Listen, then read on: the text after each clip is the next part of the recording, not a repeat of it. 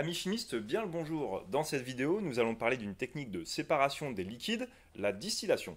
Si t'as pas de labo, t'as blablaro, t'as blablaro. Voyons quelques généralités sur ces techniques de distillation.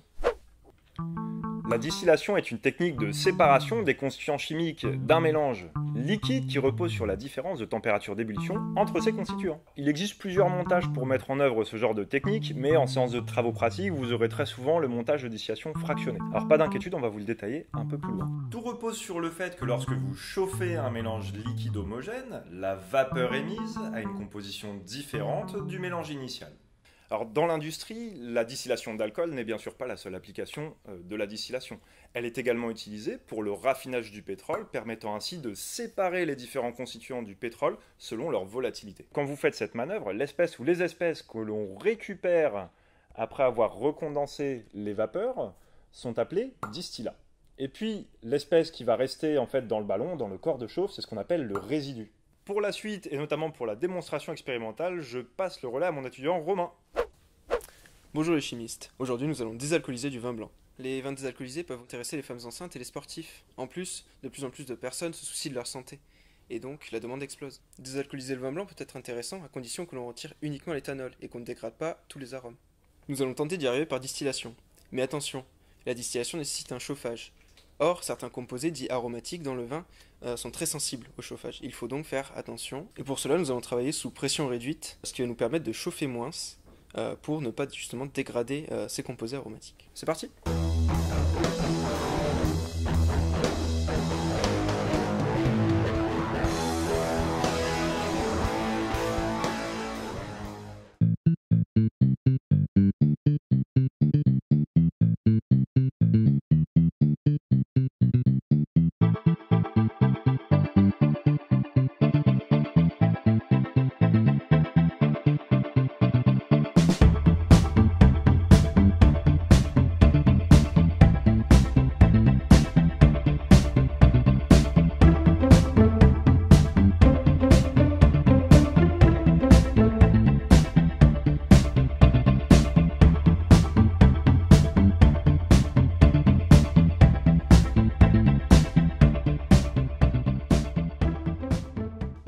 Dans notre cas, ce qui va nous intéresser, c'est le résidu, qui va être donc notre vin désalcoolisé, et nous pouvons garder le distillat à des fins analytiques. Alors, quel facteur joue sur l'efficacité de cette séparation ? Eh bien, il y a deux choses importantes. Alors, la première, c'est la différence de température d'ébullition entre les composés que vous souhaitez séparer.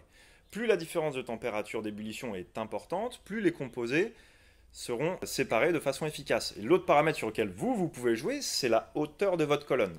Plus ma colonne est haute, plus la vapeur aura le temps de s'enrichir en composés le plus volatiles, et donc vous aurez une meilleure séparation. Le montage de distillation est désormais terminé. Nous allons pouvoir éteindre le chauffage dans un premier temps, puis abaisser le chauffe-ballon et laisser refroidir à température ambiante. Alors rappelons-le, l'objectif de la manœuvre, c'est de désalcooliser le vin, mais sans perdre les molécules qui ont des propriétés intéressantes au niveau du goût, de l'odeur, de la couleur, etc. Donc Romain a réalisé 3 types de dosages. Les résultats sont groupés dans le tableau que vous voyez ici. Et en fait, ce que ça montre, c'est qu'au niveau de la désalcoolisation, ça a bien marché. Et pour ce qui est des ions fer et de l'acidité, si on tient compte du volume qui s'est échappé du résidu, eh bien, on se rend compte que les quantités sont bien restées constantes. Donc on n'a pas perdu ces composés-là.